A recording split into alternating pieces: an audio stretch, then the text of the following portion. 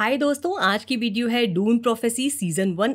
इस एपिसोड की शुरुआत एक छोटे से रिकैप से होती है जो डून की दुनिया के एक बहुत पुराने और इम्पोर्टेंट इवेंट पर फोकस करती है, बटलेरियन जिहाद। ये 1 साल तक चलने वाली बैटल थी जो इंसानों और कंप्यूटर्स या थिंकिंग मशीन के बीच हुई, जिसमें इंसान जीत गए।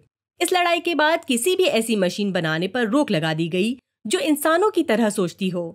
एक वॉइस ओवर होता है वाल्या हार्कनन का, जो एक्सप्लेन करती है कि ज्यादातर लोग ये मानते हैं कि उसके परदादा जंग से भाग गए थे और एक एट्रेडिस ने इंसानों को जीत दिलाई थी।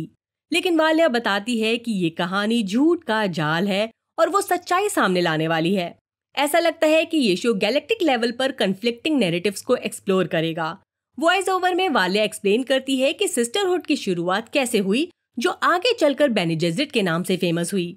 पहली मदर सुपीरियर एक औरत थी जिसका नाम था रकेला बेर्टो एनिरल। रकेला ने अपनी टीम को ट्रुथ सेयर बनाया, यानी सच बोलने वाली। ऐसे लोग जो इंपीरियम के लिए सच और झूठ अलग करते थे। रकेला ने ही सिस्टरहुड के ब्रीडिंग प्रोग्राम का आइडिया दिया, जिसमें एक वास्ट जेनेटिक कलेक्शन मेंटेन किया गया। इस प्रोग्राम का पर्पस था कंपैटिबल हाउसेस के पार्टनर को मैच करना, ताकि इंपीरियम के लिए बेस्ट पॉसिबल लीडर्स क्रिएट किए जा सके। सिस्टरहुड का होम प्लैनेट है वॉलेक 9। जब रकेला अपनी आखिरी सांसें ले रही होती है तो वो अपनी पोती डोरोटी के बजाय वाल्या को बुलाती है। डोरोटी को ब्रीडिंग प्रोग्राम मॉरली या एथिकली गलत लगता है, लेकिन वाल्या को ऐसा नहीं लगता। इसी वजह से रकेला वाल्या को अपना सक्सेसर चूज करती है, जो अगली मदर सुपीरियर बनेगी।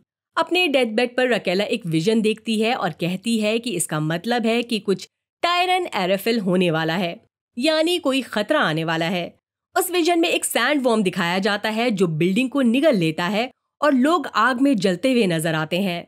यंग काशा के हिसाब से रकेला का विजन ये दिखाता है कि ये एक होली जजमेंट है, यानी गॉड की तरफ से लिया हुआ फैसला है, जो एक तानाशाह की वजह से आएगा।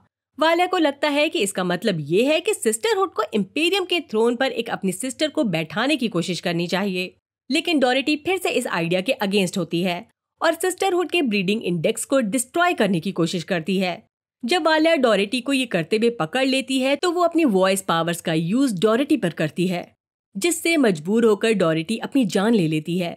30 साल बीत चुके हैं। प्रोफेसी का प्रेजेंट डे टाइमलाइन जिहाद के 116 साल बाद सेट है और पॉल एट्रेडिस के जन्म से 10,000 साल पहले का वक्त है। अब वाल्या मदर सुपीरियर बन चुकी है और उसके साथ उसकी बहन टूला है, जो उसका सपोर्ट सिस्टम है। सिस्टरहुड अब प्रिंसेस येनिस के आने की तैयारी कर रही है। येनिस एम्परर जैविको कॉरिनो की बेटी है और एक दूसरे हाउस के यंग वारिस से शादी करने वाली है। लेकिन जब तक वो वारिस बड़ा नहीं होता, येनिस को सिस्टरहुड में ट्रेनिंग मिलेगी। वाल्या के कमेंट से लगता है कि येनिस वो सिस्टर है जिसे वाल्या फ्यूचर में इंपीरियम की क्वीन बनाना चाहती है। प्रिंसेस येनिस का सौतेला भाई कॉन्स्टेंटीन वॉलेक 9 आता है और वाल्या से रिक्वेस्ट करता है कि येनिस के लिए अलग क्वार्टर्स अरेंज किए जाएं, जब तक वो सिस्टरहुड के साथ है। लेकिन वाल्या उसके रिक्वेस्ट सीधा मना कर देती है। इसके बाद वाल्या और टूला बात करते हैं कि कौन सी सिस्टर येनिस के लिए बेस्ट रूममेट बनेगी। 3 ऑप्शंस डिस्कस होते हैं। सिस्टर जेन, एक फेरी और रेबेलियस नेचर वाली सिस्टर जिसका पास्ट शायद काफी डार्क है। दूसरा सिस्टर लाइला। लाइला का ओरिजिन या उसका बैकग्राउंड अभी तक अनक्लियर है और ये एक मिस्ट्री बनी हुई है। तीसरी है सिस्टर थियोडोसिया। ये एक खतरनाक वॉरियर है जो अपने गोल्स को अचीव करने के लिए बहुत फोकस्ड और डेडिकेटेड है, चाहे इसके लिए कोई भी चैलेंज या रुकावट हो। उसका एम्बिशन और डिटर्मिनेशन उसे अपने मिशन में काफी डेंजरस और पावरफुल बनाते हैं। वाल्या और टूला का डिसीजन काफी इंटरेस्टिंग ट्विस्ट ला सकता है, क्योंकि हर सिस्टर का अपना यूनिक कैरेक्टर और इम्पैक्ट है। सेलुसा सेकेंडिस प्लैनेट हाउस कॉरिनो का होम वर्ल्ड है। यहाँ येनिस के डैड एम्परर कॉरिनो हाउस रिचीज के साथ उसकी डाउरी की नेगोशिएशन कर रहे हैं।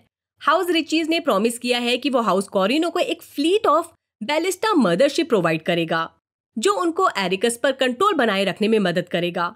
एम्परर को ये डील पसंद है, लेकिन बदले में ड्यूक रिचीज की डिमांड है कि उनकी फैमिली को पैलेस में अपना एक अलग सेक्शन मिले। हाउस रिचीज की अपनी एक स्ट्रॉन्ग पॉलिटिकल प्रेजेंस है और उनकी डिमांड्स काफी इंपॉर्टेंट हैं। रिचीज को अगर पैलेस में एक विंग मिलता है तो उनकी फैमिली को हायर स्टेटस और इन्फ्लुएंस का एक सिंबल मिलेगा। बट ये कॉरिनो फैमिली के लिए थोड़ा ट्रिकी हो सकता है, क्योंकि अगर उन्होंने रिचीज फैमिली की डिमांड मान ली तो पावर बैलेंस थोड़ा डिस्टर्ब हो सकता है। इसलिए एम्परर भी थोड़ा घबराए हुए हैं। बाद में येनिस ऑफिशियली 9 साल के लिए प्रूवेट रिचीज से एंगेज हो जाती है। पर उसका दिल अपने स्वॉर्ड मास्टर केरन एट्रेडिस के लिए धड़कता है। येनिस की माँ एम्प्रेस नतालिया इस मैच के अगेंस्ट है। एक रीजन ये है कि प्रिविट अभी एक बच्चा है और दूसरा ये कि हाउस रिचीज को 10 साल का वक्त देना गलत है, क्योंकि इस बीच वो पैलेस में अपनी प्लाटिंग शुरू कर सकते हैं। दूसरी तरफ इन्हीं सब के बीच एक मिस्टीरियस विजिटर एरिकस से आता है, डेस्मंड हार्ट, जो क्लेम करता है कि वो एम्परर के एक आउटपोस्ट पर हुए अटैक का अकेला सर्वाइवर है। डेस्मंड के मुताबिक ये अटैक नेटिव फ्रेमन ने नहीं किया था, बल्कि इंपीरियम के एक अलाइड वर्ल्ड के विद्रोहियों ने ऐसा किया था। एम्परर कोरिनो की ट्रुथ सेयर, जो अब ओल्डर काशा है, कंफर्म करती है कि ये स्टोरी सच है। यह कम से कम डेस्मंड इस पर सच में यकीन करता है। काशा को इसके बाद एक विजन आता है जो 30 साल पहले रकेला के विजन से मिलता जुलता है, लेकिन इस विजन में प्रिंसेस येनिस चिल्लाती है, यू डिड दिस। काशा को लगता है कि ये सीरियस वार्निंग है, इसलिए वो वॉलेक 9 जाती है वालिया से सलाह लेने। लेकिन जब वो वालिया से बात करती है तो वालिया इस विजन को लेकर बिल्कुल परेशान नहीं होती। एपिसोड की एंड में एक मेजर ट्विस्ट आता है। एंगेजमेंट सेरेमनी के दौरान प्रिविट एक फॉरबिडन कंप्यूटर ऑपरेटेड टॉय के साथ खेलते हुए पकड़ा जाता है, जिससे रूम में मौजूद सभी लोग पैनिक हो जाते हैं। गुस्से में येनिस उसे धमकी देती है कि अगर उसने दोबारा ऐसा कुछ किया तो वो उसे मार देगी, और फिर वो वहां से चली जाती है। पार्टी के बाद एम्परर कोरिनो डेस्मंड के साथ अकेले में बात करता है और अपने डाउट शेयर करता है कि ये शादी गलत हो सकती है। डेस्मंड के जाने के बाद एम्परर अटैक का फुटेज दिखता है, जिसमें दिखाई देता है कि डेस्मंड एक सैंड वॉर्म का सामना कर रहा है जो उसे निगल जाता है। दूसरी तरफ डेस्मंड प्रिविट से मिलता है और उससे कहता है कि उसे एक बड़ी पावर मिली है। इसके बाद डेस्मंड अपने माइंड पावर्स का यूज करके प्रिविट को जिंदा जला देता है। उसी वक्त वॉलेक 9 पर काशा भी वैसे ही जिंदा जल जाती है। जो कुछ भी हो रहा है उसका असर समझने वाली एक ही शख्स है, वालिया। वो कामली डिक्लेयर करती है, आई सी मदर। काशा ने सिस्टर्स को वार्न किया था कि अगर प्रिविट और प्रिंसेस येनिस की वेडिंग कैंसिल नहीं की गई तो कुछ बहुत बुरा होने वाला है, लेकिन मदर सुपीरियर वालिया ने उनकी बात नहीं मानी।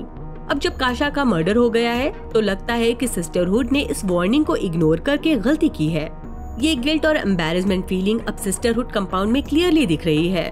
वालिया हार्कन की बहन तूला अब खुद को दोषी मान रही है, स्पेशली तब जब उसने काशा की बॉडी का पोस्टमार्टम एग्जामिनेशन किया। तूला को लगता है कि उसे काशा की मौत रोकने के लिए कोशिश करनी चाहिए थी, और अब जब तक काशा की अजीब डेथ के बारे में नए क्लूज नहीं मिलते, तूला वालिया से मिलती है। उसे समझ आता है मदर सुपीरियर अब सालुसा सेकुंडस जाने की प्लानिंग कर रही है।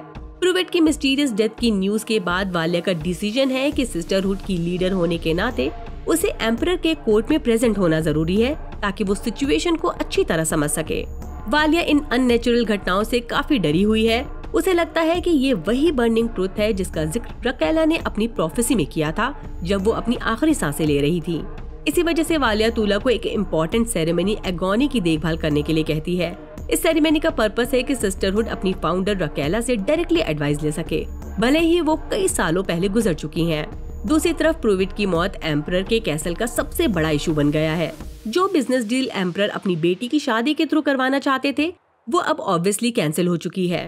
प्रिविट के पेरेंट्स ड्यूक फर्डिनेंड और ऑर्ला रिचीज अपने बेटे के मर्डर को लेकर एम्परर पर काफी गुस्सा है, स्पेशली उनके अजीब रिएक्शन की वजह से। ऑफिशियल स्टेटमेंट ये दिया गया है कि प्रिविट को उसके रोबोट ने मार दिया जो उसके साथ था। हालांकि रोबोट्स ऑफिशियली बैंड है और उन्हें ह्यूमंस के लिए सबसे बड़ा थ्रेट माना जाता है। ड्यूक फर्डिनेंड इस एक्सप्लेनेशन को सही नहीं मानता। उसका कहना है कि एक टॉय रोबोट इतने ब्रूटल तरीके से उनके बेटे को कैसे मार सकता है। फर्डिनेंड डिमांड करता है कि एम्परर इस मैटर को अच्छे से इन्वेस्टिगेट कराए। ड्यूक फर्डिनेंड को रिपोर्ट मिली है कि एम्परर याविको ने एक सस्पेक्ट को अरेस्ट किया है। अब फर्डिनेंड चाहता है कि वो खुद उस सस्पेक्ट से बात करे और अपनी इंटेरोगेशन करे ताकि सच्चाई सामने आए, लेकिन एम्परर याविको ऑफिशियली इनकार कर देते हैं कि उन्होंने मर्डर केस में किसी सस्पेक्ट को आइडेंटिफाई किया है। उनका ऐसा इनकार करना उनकी अपनी प्रोटेक्शन के लिए है। जबकि मर्डर के अगले ही दिन डेस्मंड हार्ट खुद एम्परर के पास आकर ओपनली एडमिट करता है कि उसने ही प्रिविट का मर्डर किया है, और ये क्लेम करता है कि उसने ये क्राइम इंपीरियम के लिए अपनी लॉयल्टी और एम्परर की विशेस को सेटिस्फाइड करने के लिए किया। हार्ट का ये स्टेटमेंट काफी अजीब लगता है, क्योंकि याविको फौरन डिनाई करते हैं कि उन्होंने कभी कोई ऐसा ऑर्डर नहीं दिया या ओपनली रिचीज फैमिली को दबाने की डिजायर एक्सप्रेस की। यही मोमेंट हार्ट के कैरेक्टर को और मिस्टीरियस बना देता है। हार्ट इंसिस्ट करता है कि उसने एम्परर की हिडन डिजायर को सेंस किया था और वही फॉलो किया। याविको उसे अरेस्ट करवाकर कैद करवा देते हैं, जहां वो लिटरली हवा में है। साथ ही याविको अपने सोल्जर को स्ट्रिक्ट ऑर्डर देते हैं कि इस पूरी बात को प्राइवेट रखा जाए ताकि ये मैटर कैसल के बाहर लीक न हो। डेसमंड हार्ट कैसल की जेल में बंद है। वालिया सिस्टर थियोडोसिया के साथ एम्परर याविको के कैसल पहुंचती है। वो प्रिवेट की सडन डेथ के बारे में एम्परर से इन्फॉर्मेशन मांगती है, लेकिन याविको टॉपिक को अवॉइड करते हैं और झूठ बोलते हैं कि उन्होंने किसी सस्पेक्ट को अरेस्ट नहीं किया। वालिया जो एक स्किल्ड ट्रुथ सेयर है, फौरन उनके झूठ को पकड़ लेती है। बाद में वालिया को हार्ट के पास ले जाया जाता है, जहां उसे हार्ट को इंटेरोगेट करने का मौका दिया जाता है, लेकिन ये कॉन्वर्सेशन एम्परर याविको और उनकी वाइफ नतालिया खुद देखते हैं। इंटेरोगेशन में हार्ट अपनी इंपीरियम के लिए एक्सट्रीम लॉयल्टी को क्लेम करता है और ये भी रिवील होता है कि उसके पास एक्स्ट्रा ऑर्डिनरी पावर्स है, लेकिन वालिया उससे कोई इम्पोर्टेंट या यूजफुल इन्फॉर्मेशन नहीं निकलवा पाती। आखिरकार डेसमंड हार्ट एम्परर याविको और नतालिया के ओपिनियंस बदलने में कामयाब हो जाता है। जब नतालिया खुद अकेली हार्ट के सेल में उससे मिलने जाती है, तब हार्ट उसे कन्विंस करता है कि अगर वो उसकी एबिलिटीज का सही तरीके से यूज करे तो वो दोनों बहुत ज्यादा पावर अचीव कर सकते हैं। दूसरी तरफ याविको एक चाल के तौर पर हार्ट को कैद में रख रहा है। उसका प्लान है कि फ्यूचर में हार्ट को एज अ मुजरिम दिखाकर डूक रिचीज का ट्रस्ट वापस जीत सके अगर कभी सिचुएशन बने। याविको का रिचीज फैमिली के साथ फ्रेंडली रिलेशन बनाए रखना जरूरी है, क्योंकि उसकी एक बड़ी स्ट्रैटेजी अराकिस और वहाँ माइन होने वाले स्पाइस के ऊपर कंट्रोल बनाए रखना है। अराकिस का स्पाइस इंपीरियम के लिए काफी वैल्यूएबल है और डेजर्ट प्लैनेट पर स्ट्रॉन्ग होल्ड बनाए रखने के लिए याविको को रिचीज फैमिली के साथ एक अलायंस चाहिए। ये अलायंस उनके पॉलिटिकल और इकोनॉमिक स्टेबिलिटी के लिए क्रिटिकल है। हार्ट सजेस्ट करता है कि अगर इंपीरियर उसकी पावर्स का यूज करें तो इंपीरियम को किसी नए अलायंस की जरूरत ही नहीं होगी। वो बिना किसी एक्सटर्नल हेल्प के अपने प्लान्स को पूरा कर सकते हैं। ये बात नतालिया को कन्विंस कर देती है और उसे लगता है कि डूक और डचीज को खुश करने का कोई पॉइंट नहीं बनता। नतालिया अपने हस्बैंड याविको को भी ये बात समझा देती है। हार्ट को रिहा कर दिया जाता है और डूक फर्डिनेंड और ओरला के सामने मर्डरर के तौर पर प्रेजेंट किया जाता है। जैसे ही फर्डिनेंड अपने बेटे की मौत का बदला लेने के लिए हार्ट पर अटैक करने की कोशिश करता है, हार्ट अपनी मैजिकल पावर्स का यूज करके ड्यूक की स्किन को बर्न करने लगता है। इसके बाद फर्डिनेंड लिटरली मर्सी के लिए भीख मांगता है। इस तरह इंपीरियर याविको फोर्सफुली रिचीज फैमिली को पूरी तरह अपने कंट्रोल में ले लेता है। अब वो ओपनली हार्ट की पावर्स का यूज अपने फायदे के लिए करते हैं, जिससे उनका डोमिनेंस और भी स्ट्रॉन्ग हो जाता है। कहीं और हमें दिखाया जाता है कि एक रेबल फैक्शन एम्परर के कैसल सेलुसा सेकेंडस पर एक गार्ड अटैक की प्लानिंग कर रहा है। एक मिशन के लिए उन्होंने एक स्पाई प्लांट किया है, जो और कोई नहीं बल्कि केरिन एट्रेडिस है, हाउस कॉरिनो का स्वॉर्ड मास्टर। पिछले एपिसोड में केरिन को प्रिंसेस येनिस को ट्रेन करते हुए दिखाया गया था और येनिस उसमें रोमांटिकली इंटरेस्टेड भी थी। दोनों ने साथ में पल बिताए जब येनिस को अपने होम प्लैनेट को छोड़ने का आइडिया दिया गया था, लेकिन अब प्रिवेट की अचानक मौत के बाद येनिस को अपने प्लैनेट में ही रुकना पड़ रहा है। इस सिचुएशन में वो केरिन के रोमांटिक अप्रोचेस को रिजेक्ट कर देती है और उससे क्लियरली बोलती है कि इनके बीच कोई रिश्ता पॉसिबल नहीं है। येनिस का ये डिसीजन उसके पर्सनल स्ट्रगल और पॉलिटिकल रिस्पॉन्सिबिलिटीज के बीच एक टफ चॉइस को दिखाता है। आगे ये भी रिवील होता है कि केरिन एट्रेडिस सीक्रेटली रेबल्स के लिए काम कर रहा है और उनके लिए कैसल के प्लान्स और डिजाइन्स चुरा रहा है। वो थ्रोन रूम में चुपके से घुसकर मास्टर प्लान तक पहुंच जाता है। रेबल्स का लीडर हॉरिस केरिन की कामयाबी से बहुत खुश है और अनाउंस करता है कि हाउस कैरिनो पर अटैक करने का वक्त अब बहुत करीब है।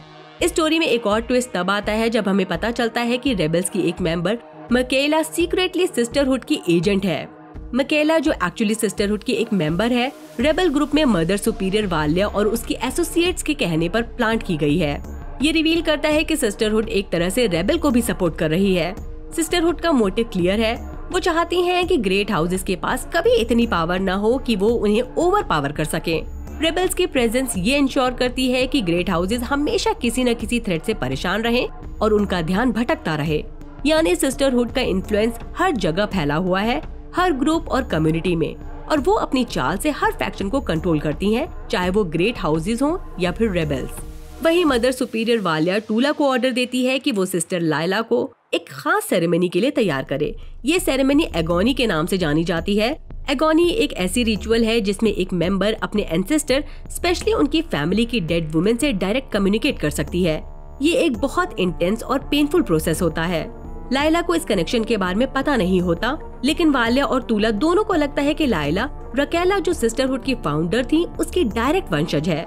रकेला ने अपनी मौत के वक्त बर्निंग ट्रुथ की प्रोफेसी की थी और वो अपने वक्त की सबसे नॉलेजेबल और चालाक औरत थी। इसलिए वालिया चाहती है कि वो डायरेक्टली रकेला से एडवाइस ले ताकि उन्हें करंट सिचुएशन में गाइडेंस मिल सके। टूला को लाइला के एगोनी सेरेमनी सुपरवाइज करना पड़ता है, लेकिन वो इस पेनफुल प्रोसेस को देखकर परेशान है क्योंकि वो जानती है कि ये लाइला के लिए कितना मुश्किल होगा।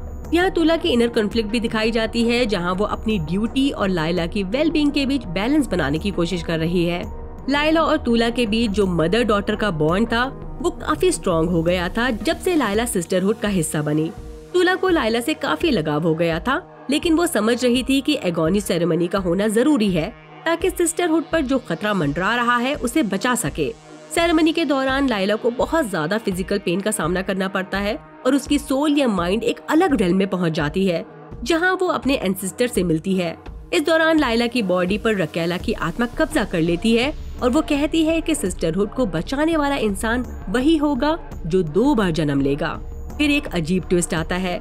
रकेला की रूह जो पहले लाइला के अंदर थी अचानक रेवरेंड मदर डोरोटी के रूप में बदल जाती है। ये डोरोटी वही है जिसे वालिया ने अपने मदर सुपीरियर बनने से पहले मार दिया था। अब ये क्लियर नहीं होता कि क्या लाइला एक्चुअली डोरोटी की डिसेंडेंट थी या फिर डोरोटी की रूह किसी तरीके से लाइला के रेल्म में एंटर कर गई ताकि उसे नुकसान पहुंचा सके। आखिरकार लाइला एगोनी सेरेमनी के दौरान मर जाती है, जो टूला के लिए बहुत ही दर्दनाक और शॉकिंग है। लाइला की मौत से सिस्टरहुड के लिए और भी ज्यादा प्रॉब्लम बढ़ जाती हैं और पूरे ग्रुप पर प्रेशर आ जाता है। बाद में वालिया और डेस्मंड हार्ट की मुलाकात होती है। शुरू में मदर सुपीरियर वालिया हार्ट से उसके बारे में ज्यादा जानने की कोशिश करती है, जैसे कि उसका असली मकसद क्या है, लेकिन हार्ट बिल्कुल भी उसके सवालों से अफेक्ट नहीं होता। वो बार बार वालिया के सवालों को इग्नोर करता है और उसके कंट्रोल में नहीं आता। आखिर में वालिया अपनी वॉइस टेक्निक का इस्तेमाल करती है ताकि हार्ट को कंट्रोल कर सके और उसे कह देती है कि वो अपनी जान ले ले।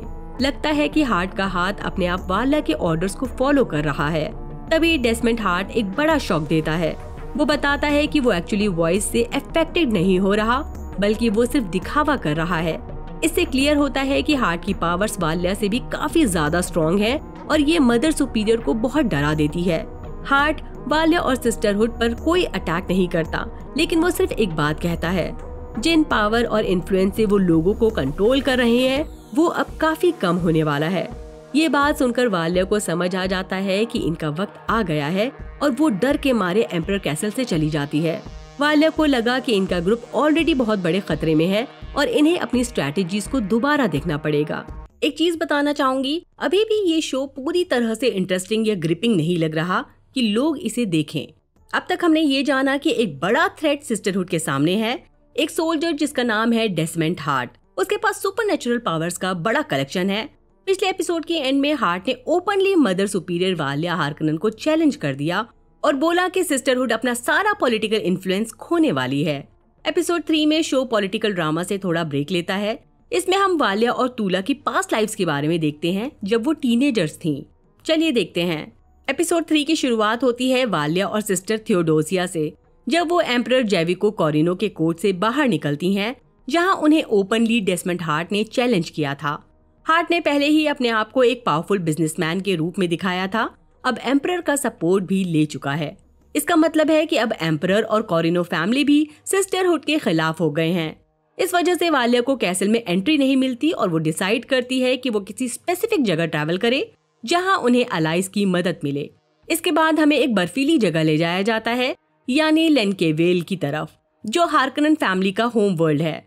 पहले लगता है कि मदर सुपीरियर अपने दोस्तों से मिलने वापस घर जा रही हैं, लेकिन जल्दी ही पता चलता है ये सीन पास्ट में सेट है। थोड़े टाइम के लिए स्टोरी प्रेजेंट में वापस आती है। अब वालिया को लाइला की डेथ के बारे में पता चलता है और फिर एपिसोड की एंड में भी प्रेजेंट के इवेंट्स दिखते हैं, लेकिन ज्यादातर एपिसोड्स पास्ट इवेंट पर फोकस्ड हैं, जब वालिया और टूला सिस्टरहुड ज्वाइन करने के लिए रेडी नहीं थे। प्लेनेट लेनकेवेल पर हार्कनन फैमिली अपनी अलग दुनिया में रहती थी, इंपीरियम के बाकी लोगों से दूर, क्योंकि उन्हें बुटेरियन जिहाद के टाइम आर्टेडियस फैमिली ने ट्रेटर डिक्लेयर कर दिया था। ये इवेंट एक सेंचुरी पहले हुआ था और ज्यादातर हार्कनन्स ने अपनी नई जिंदगी शुरू कर दी थी, लेकिन एक यंग लड़की वालिया इस अन्याय को कभी एक्सेप्ट नहीं कर पाई। वो कभी नहीं चाहती थी कि उन्हें गलत तरीके से ट्रेटर कहा जाए और बाकी यूनिवर्स के सामने अनइक्वल ट्रीट किया जाए। वालिया एक ऐसी फैमिली से बिलोंग करती थी जो वेल्स का शिकार करके उनके पार्ट्स बेचते थे और अपना गुजारा करते थे। प्लेनेट के बाकी लोगों की तरह वाल्या की फैमिली के बड़े लोग इस लाइफ से खुश थे, लेकिन वाल्या को कुछ और ही चाहिए था। वो अक्सर कहती थी कि इन्हें अट्रेडीज फैमिली के वंशजों से हिस्ट्री को दोबारा लिखने और हार्कनेंस पर लगा बदनामी का दाग मिटाने के लिए बोलना चाहिए। उसका मानना था कि वेल ट्रेडिंग उन्हें कभी प्रोग्रेस नहीं देगी। वाल्या की ये विश तब पूरी होने के करीब आई जब वॉरेन अट्रेडीज पास के एक वर्ल्ड पर विजिट करने वाले थे और वाल्या का बड़ा भाई ग्रिफिन वहाँ बिजनेस के लिए जाने की प्लानिंग कर रहा था।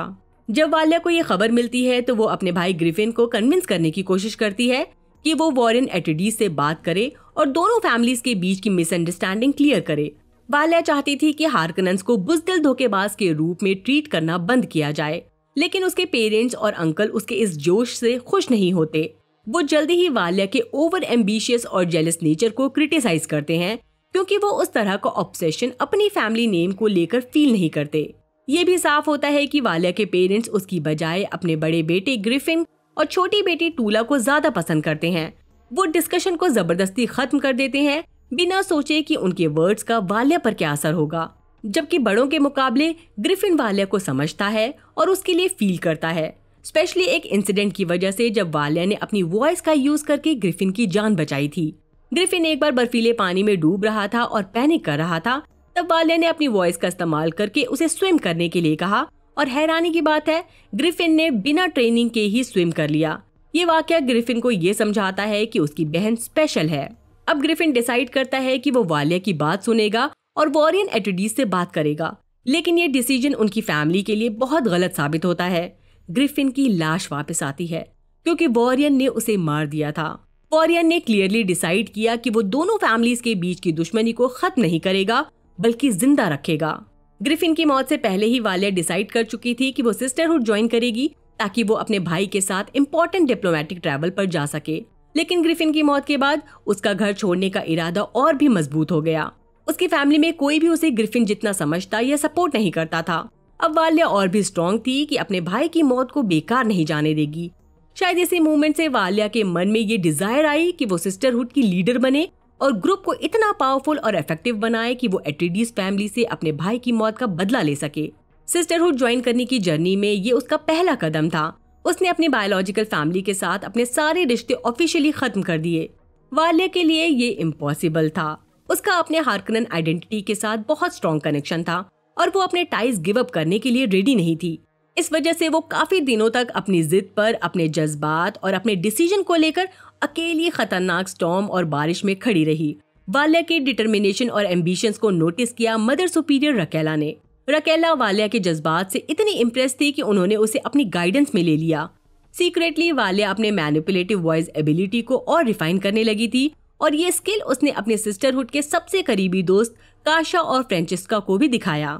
जल्द ही रकेला ने डिसाइड किया कि वाल्या को प्रमोट करके मदर की पोजीशन दी जाए, लेकिन इसके लिए वाल्या को एगोनी से गुजरना पड़ता, जो एक इंटेंस और पेनफुल प्रोसेस था।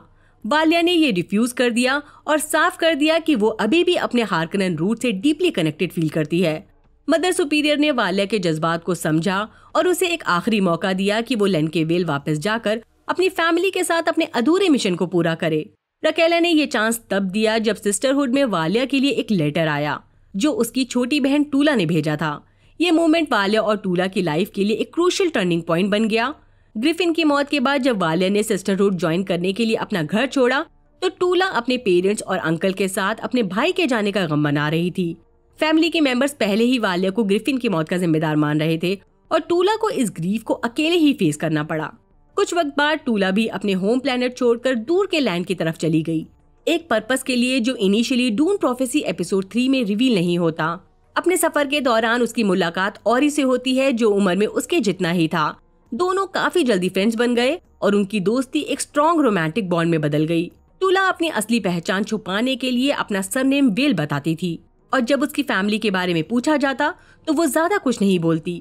औरी को उसके गुजरे हुए कल की कोई परवाह नहीं थी और जब उसने उसका रिश्ता आगे बढ़ाने का डिसाइड किया तो उसने टूला को अपनी फैमिली के साथ जंगल में शिकार के लिए इनवाइट किया। टूला के लिए ये सेलिब्रेशन नेचुरली काफी एक्साइटिंग और इमोशनल मोमेंट था क्योंकि शायद पहली बार वो लविंग और कंफर्टिंग फैमिली मेंबर के साथ वक्त बिता रही थी। उसका अपनी खुद की फैमिली के साथ कभी अच्छा कनेक्शन नहीं रहा, इसलिए औरी के साथ जंगल में ट्रैवल करके उसने सेरेमनी ज्वाइन की और फैमिली के ट्रेडिशंस को सीखा। साथ ही शिकार और सप्लाईज इकट्ठा करने में उनकी मदद भी की। ऑरी के भाई और बड़ों ने जब उससे पूछा कि उसने अपनी फैमिली से ऑरी को अभी तक क्यों नहीं मिलवाया, टूला के पास बस इसका एक ही जवाब था। उसने एडमिट किया कि उसके फैमिली के ज्यादातर लोग अब जिंदा नहीं हैं। पर असल में हुआ क्या था, वो इस बारे में चुप रही। बाद में ऑरी से उसने कन्फेस किया कि उसका प्यारा बड़ा भाई जिसने उसे शिकार करना सिखाया, उसका मर्डर हो गया था। लेकिन इस सबसे पहले टूला ने अपने स्किल को प्रूव किया जो उसने नेचर से मेडिसिन निकालने और उन्हें यूज करने में डेवलप की थी। ये तब हुआ जब उसने देखा कि एक बुरे एक्सीडेंट में ऑरी के प्यारे घोड़े की टांग टूट गई थी। चोट इतनी सीरियस थी कि उसे ठीक करना इम्पॉसिबल था और उसे दर्द से बचाने का सिर्फ एक ही रास्ता था, क्विक डेथ देना। यहाँ टूला की एक्सपर्टीज काफी काम आई। उसने शिकार किए हुए जानवर की टॉक्सिक थैली का यूज करके एक डेडली पॉइजन बनाया। टूला ने ये पॉइजन सिरिंज के जरिए घोड़े पर यूज किया और उसे उसके दर्द से आजाद कर दिया। इस इंसिडेंट ने ऑरी को और इम्प्रेस कर दिया और उसका ये यकीन और स्ट्रॉन्ग हो गया कि टूला सिर्फ उसके लिए बनी है। उसी रात ऑरी ने टूला को अपने जज्बात एक्सप्रेस किए और उसे शादी के लिए प्रपोज किया। अगली सुबह जब ऑरी उठा, टूला ने एक सच्चाई उसके सामने रखी। उसने एडमिट किया कि वो असल में एक हार्कनन है। ये बात सुनकर भी ऑरी ने अपनी फीलिंग्स को नहीं बदला, क्योंकि उसका मानना है कि उनके वंशजों के बीच जो भी लड़ाई झगड़ा सदियों से चल रहा है वो अब इनके रिश्ते को अफेक्ट नहीं कर सकता। ऑरी ने ये सब इसलिए क्लैरिफाई किया क्योंकि वो खुद एक एट्रेडिस है। हम देखते हैं ये फैमिली दुश्मनी इन दोनों के लिए अलग अलग इम्पोर्टेंस रखती है। जहां ऑरी के लिए ये सिर्फ एक पुरानी बात है, वहीं टूला के लिए ये झगड़ा अब भी काफी ज्यादा मायने रखता है और उसकी पहचान का एक हिस्सा है। टूला ने अपना एक मास्टर प्लान एग्जीक्यूट किया था जिसमें उसने ऑरी को टारगेट किया जो एट्रेडिस फैमिली का एक मेंबर था और उसकी एज के आसपास था। उसने ऑरी से दोस्ती की, रोमांटिक रिश्ता बनाया और उनकी फैमिली हंट में इनवाइट होने के लिए ये सब किया।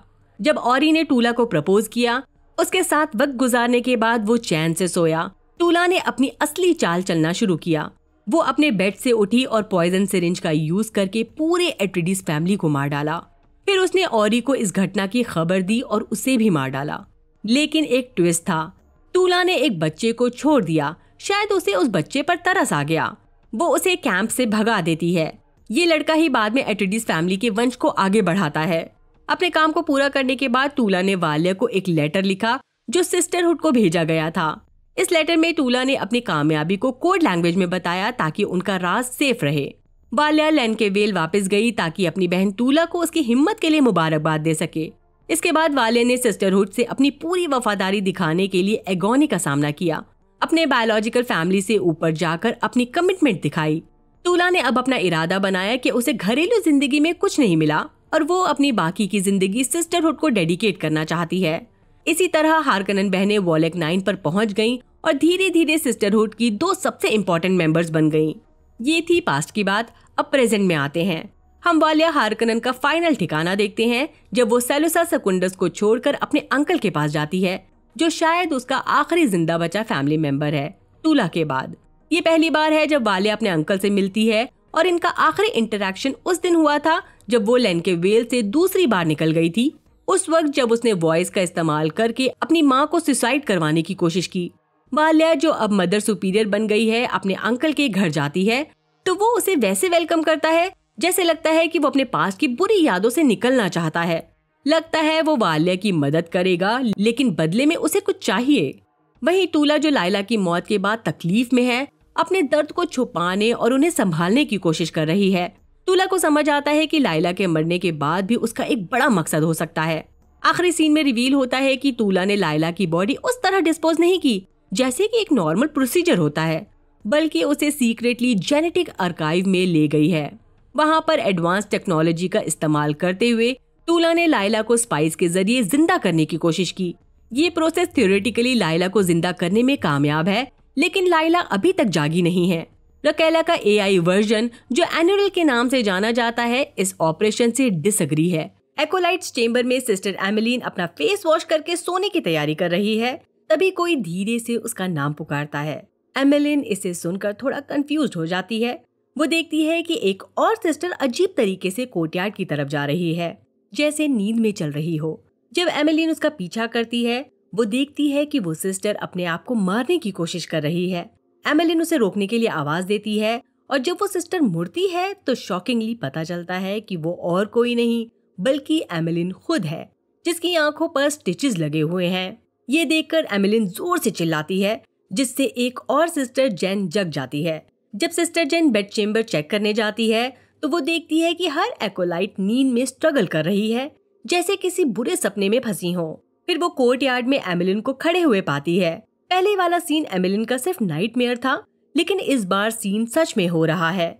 सिस्टर एमिलिन कोर्टयार्ड में अकेली खड़ी है। उस पर कुछ अजीब सा असर है जो उसे फोर्स करता है खुद को मारने के लिए। एमिलिन एक ट्रांस लाइक स्टेट में है, लेकिन तभी सिस्टर जेन वहाँ टाइम पर पहुंचकर उसकी जान बचा लेती है।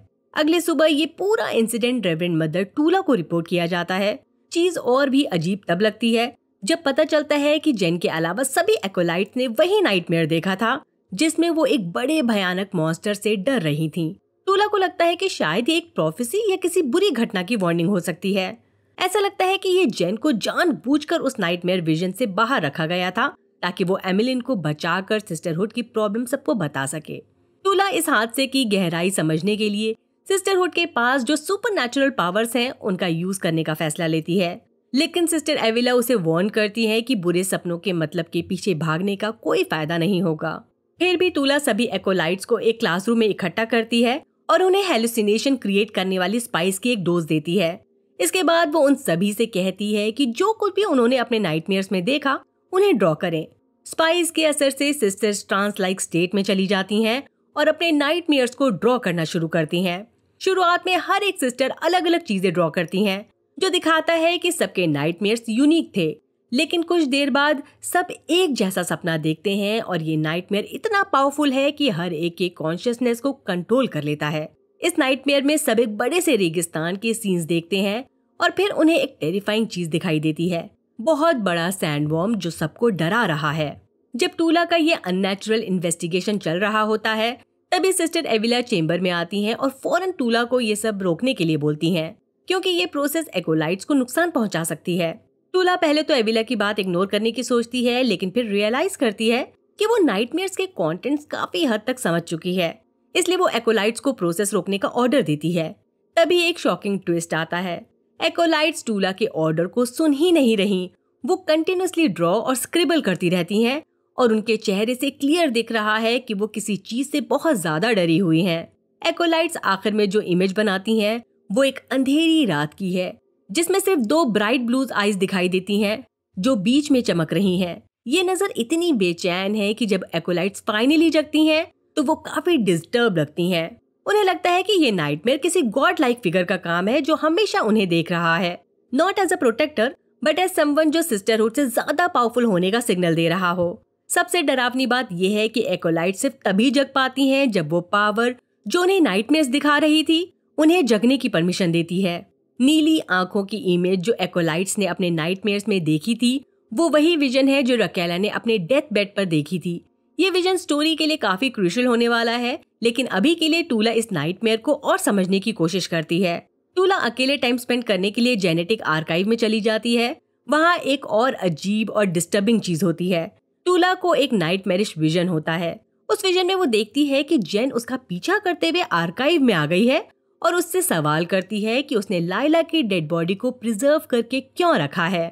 जेन के इस सवाल से टूला का बिहेवियर एक विलेनस टर्न ले लेता है और वो अपने ट्रांस लाइक स्टेट में जेन को मार डालती है। इसके बाद टूला की आंखें खुलती हैं। वो रियलाइज करती है कि ये सब सिर्फ एक विजन था, रियलिटी नहीं। टूला को एहसास होता है लाइला की डेड बॉडी जिसमें रखी गई थी वो मशीन अब खाली है। जब वो आर्काइव के आगे के हिस्से में जाती है तो रिवील होता है कि लाइला अब रिकवर कर चुकी है और एक नॉर्मल इंसान की तरह चल रही है। हमें पता है टूला ने लाइला को मरने नहीं दिया बल्कि फिर से जिंदा कर दिया, क्योंकि उसका मानना है कि लाइला ही प्रोफेसी में मेंशन की गई दोबारा जन्म लेने वाली इंसान है। इसका मतलब ये है कि टूला का बिलीफ है कि लाइला ही वो इंसान है जो सिस्टरहुड को इस खतरे से बचा सकती है। दूसरी तरफ वालिया हार्कनन अपने अंकल और कजिन हैरो के पास गई थी, जबकि वो अपनी फैमिली को पसंद नहीं करती। ये तो क्लियर है कि वो किसी खास प्लान की वजह से वहाँ गई।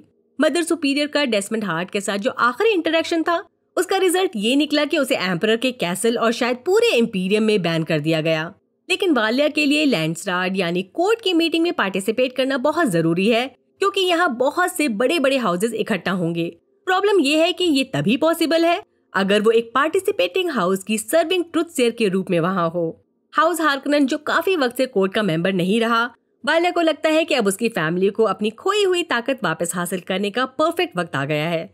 इस टाइम तक साल्सा सेकुंडस की गलियों में एक र्यूमर चल रहा है जिसमें कहा जा रहा है कि प्रिवेट रिचीज की मौत किसी रोबोट टॉय की वजह से नहीं बल्कि एक प्लान मर्डर था, जबकि सिस्टरहुड ने ये र्यूमर स्टार्ट नहीं किया था। वालिया को पता था कि ये सच है और वो अपने नेटवर्क ऑफ ट्रुथ सेयर से ये र्यूमर और भी ज्यादा फैला देती है। इस तरह काउंसिल में हर ट्रुथ सेयर अपने रिस्पेक्टिव हाउस के मास्टर्स को ये र्यूमर बताती है, जिसके बाद सब लोग डिसाइड करते हैं कि प्रिवेट रिचीज की मौत पर एक ऑफिशियल इंक्वायरी शुरू करनी चाहिए।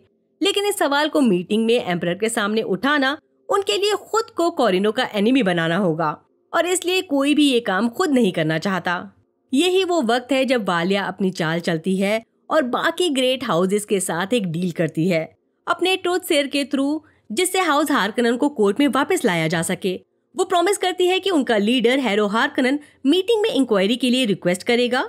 इस तरह वालिया अपने कजन और फैमिली को अपने प्लान के लिए प्यादा बनाने का सोचती है ताकि वो मीटिंग में ऑफिशियली हार्कनन्स की ट्रुथ सेयर बन के शामिल हो सके। इसके बाद उसका अगला प्लान है जो रिबेलियन से लिंक्ड है, जो जल्दी ही काउंसिल में एक बॉम्ब अटैक के साथ शुरू होने वाला है। वालिया को ये प्लान मिकेला से पता चल गया है, जो रिबेल ग्रुप का हिस्सा है और वो एम्परर को बचाना चाहती है जब केरिन एट्रेडिस बॉम्ब प्लांट कर रहा होगा। इससे न सिर्फ वो याविको कोरिनो का ट्रस्ट वापस जीत सकेगी बल्कि एक एट्रेडिस को इंपीरियम का ट्रेटर भी साबित कर देगी और हार्कनन्स की सेंचुरी लॉन्ग ह्यूमिलिएशन का बदला भी ले लेगी। कोर्ट में कुछ शॉकिंग इंसिडेंट होते हैं जब एम्परर याविको कोरिनो अपनी वाइफ एम्प्रेस नतालिया और डेस्मंड हार्ट के साथ मीटिंग में आते हैं। यहाँ सभी ग्रेट हाउसेस के मेंबर इकट्ठा हैं। जैसे ही मीटिंग शुरू होती है, हैरो खुद को सभी हाई काउंसिल मेंबर की तरफ से प्रिवेट रिचीज की मौत के लिए ऑफिशियल इंक्वायरी की रिक्वेस्ट करता है। हैरो को क्लियरली बलि का बकरा बना दिया गया है और ये उसने पहले ही समझ लिया था। ये डिमांड उसे मीटिंग में रखनी होगी, लेकिन उसका अपनी फैमिली को वापस ऊंचाइयों तक ले जाने का जुनून उसके हर हेजिटेशन से ज्यादा है।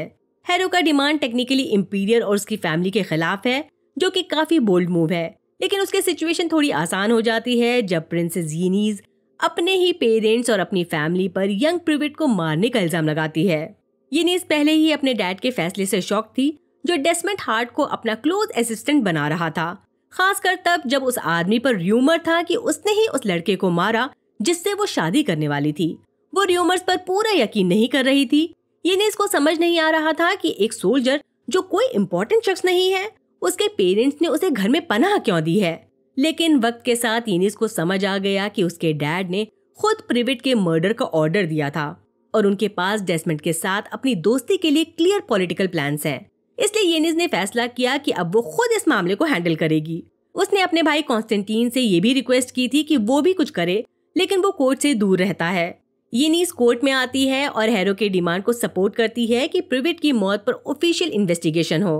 यीनीज के आने से केरिन एट्रेडिस का प्लान रुक जाता है, जो अपने क्लोज एसोसिएट हॉरेस के साथ मिलकर एक रिबेल अटैक का हिस्सा था और मेन चेंबर की दीवार पर एक एक्सप्लोजिव लगाने वाला था। जब यीनीज आती है, केरिन टेम्परेरी तौर पर अपने प्लान को रोक लेता है, लेकिन पूरा प्लान तब बर्बाद हो जाता है जब हॉरेस और कुछ और रेबल्स को इंपीरियम के सोल्जर्स कोर्ट में खींच कर ले आते हैं। ये सब इसलिए होता है क्योंकि एम्प्रेस नतालिया ने अपना ब्रिलियंट प्लान एक दिन पहले ही शुरू कर दिया था, जिससे उसके हस्बैंड और उनकी फैमिलीज को और भी ज्यादा पावरफुल और कंट्रोल में दिखाया जा सके। ये वही थी जिन्होंने प्रिवेट की मौत के बारे में र्यूमर्स फैलाई थी। वो चाहती थी कि ये बात सब जगह फैल जाए कि लड़का वाकई एम्परर के ऑर्डर्स पर मारा गया, क्योंकि कोरिनोस थिंकिंग मशीन को सपोर्ट नहीं करता। नतालिया ने डेस्मंड को साल्सा सेकुंडस पर भेजा ताकि जो लोग बैंड टेक्नोलॉजी का इस्तेमाल कर रहे थे उन्हें अरेस्ट कर सके। इसलिए कोर्ट में जब हाउसेस इकट्ठा हुए, एम्परर कोरिनो और डेस्मंड सबसे पहले अनाउंस करते हैं कि प्रिवेट को इसलिए एग्जीक्यूट किया गया क्योंकि उसके पास एक टॉय रोबोट था, और फिर वो अरेस्ट किए हुए अपराधियों को सामने लाता है। पूरा नैरेटिव ही पलट जाता है। डेस्मंड उन्हें अपने सिग्नेचर स्टाइल में मार डालता है। इससे ये साबित हो जाता है कि इंपीरियम अब किसी भी मशीन के साथ किसी भी तरह का कोई रिलेशन बिल्कुल भी बर्दाश्त नहीं करेगा। डेस्मंड हार्ट का कोर्ट में अपनी पावर का दिखावा करना, इसका मतलब है कि रेबेल अटैक अब नहीं हो सकता। इसका मतलब ये भी है याविको को केरिन एट्रेडिस से बचाने में और एम्परर का सपोर्ट वापस पाने में कामयाब नहीं हो पाई। आखिरकार उसका पूरा प्लान फेल हो जाता है और वो हैरो के साथ हार्कनन कैसल वापस आती है। यहाँ बीमार और बूढ़ा एवगेनी अब भी वाल्या को उसके लौटने पर और उनकी पुरानी शोहरत वापस दिलाने की कोशिश करने पर भी इंसल्ट कर रहा है। वाल्या को समझ आता है कि उसकी फैमिलीज ने उसकी हिम्मत और एम्बिशंस की वजह से उसे हमेशा नीचा दिखाया है। अब वो अपने अंकल के खिलाफ अपनी बात रखने का फैसला करती है। बहुत बार उसके अपने लोग उसे शैतान जादूगर बुला चुके थे और अब वाल्या ये समझ गई थी कि उसके अंकल को जिंदा रखने का कोई मतलब नहीं है। इसलिए वाल्या अपने अंकल का इनहेलर उससे ले लेती है और उन्हें धीरे धीरे दर्दनाक मौत देने का फैसला करती है। हम देखते हैं वाल्या सिस्टर थियोडोसिया से बार बार एक खतरनाक पावर यूज करने के लिए कहती है, यानी वो बहुत ज्यादा डेस्परेट है। थियोडोसिया हर बार उसकी रिक्वेस्ट को मना करती है। वाल्या ने खुद ये सफाई दी थी कि वो थियोडोसिया को इस सफर पर इस उम्मीद से लाई थी कि वो अपनी सुपरनैचुरल पावर का इस्तेमाल करेगी, लेकिन थियोडोसिया ने कभी भी उस फैसले को नहीं माना। थियोडोसिया का कहना है कि उसने अपनी पावर बचपन में एक ही बार यूज की थी और वो दोबारा उसे इस्तेमाल नहीं करना चाहती। शायद उसे मॉरल हेजिटेशन थी या फिर उसे यूज करने पर उसे बहुत ज्यादा तकलीफ या थकान होती थी। चाहे जो भी हो, वो बार बार मना करती रही जब तक उसने वाल्या और उसके अंकल की बीच की बात सुन नहीं ली।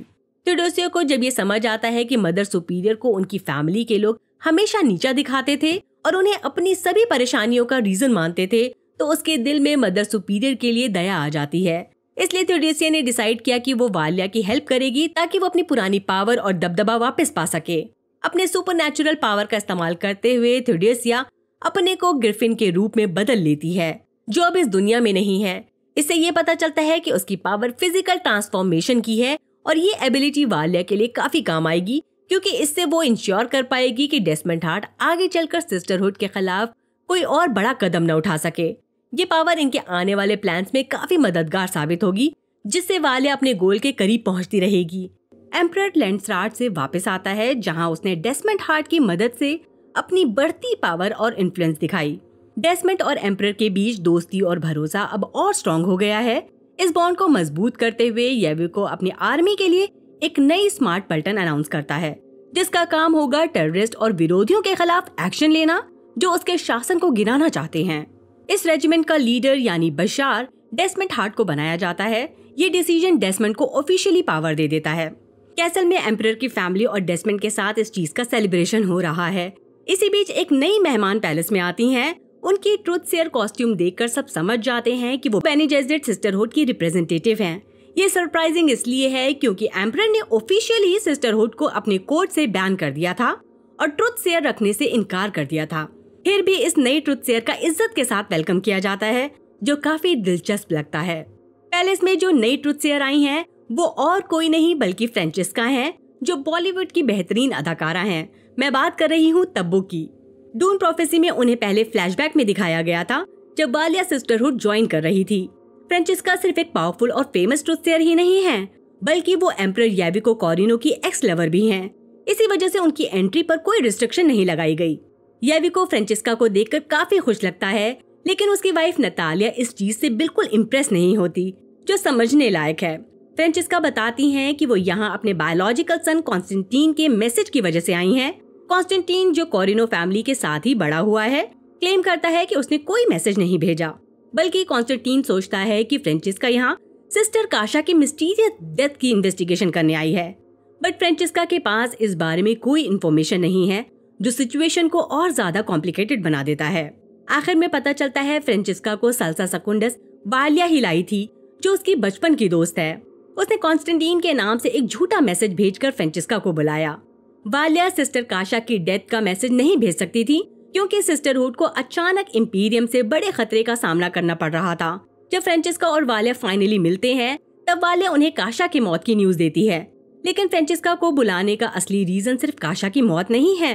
वाल्या को लगता है कि फ्रेंचेस्का अपने स्ट्रॉन्ग कनेक्शन की वजह से सिस्टरहुड और इंपीरियर के बीच के रिश्ते को दोबारा इम्प्रूव करने में हेल्प कर सकती है। फ्रेंचेस्का कहती है कि ये काम मुश्किल होगा, क्योंकि अब एम्परर येविको डेसमंड हार्ट पर काफी भरोसा करता है। वाल्या चौंकाने वाला खुलासा करती है। वो बताती है कि उसके पास एक अलग ही प्लान है डेसमंड को डिस्ट्रैक्ट करने के लिए। वाल्या और फ्रेंचेस्का का वेल प्रिपेयर्ड प्लान एक्शन में आ जाता है और डेसमंड को इंपीरियल पैलेस से दूर डिस्ट्रैक्ट कर दिया जाता है। इस डिस्ट्रैक्शन के साथ ही फ्रेंचेस्का अपने खुद के प्लान पर काम करना शुरू करती है, जो 2 आदमियों के अराउंड घूमती है।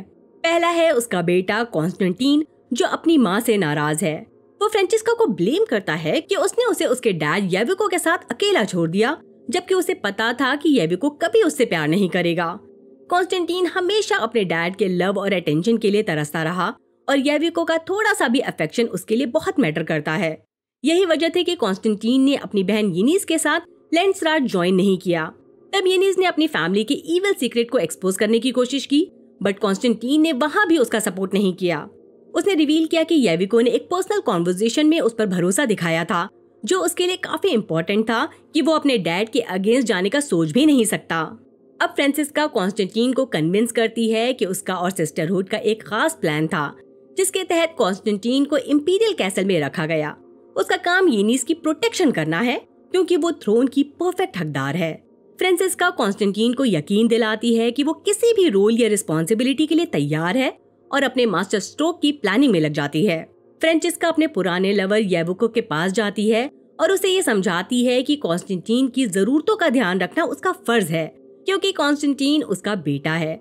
येविको अब भी फ्रांसिस्का से प्यार करता है और जैसे ही दोनों क्लोज होते हैं, फ्रांसिस्का उसे करीब आने से मना कर देती है, शायद इसलिए कि वो उसका और फायदा उठाना चाहती है, या फिर शायद अब उसमें उसका कोई इंटरेस्ट नहीं रहा।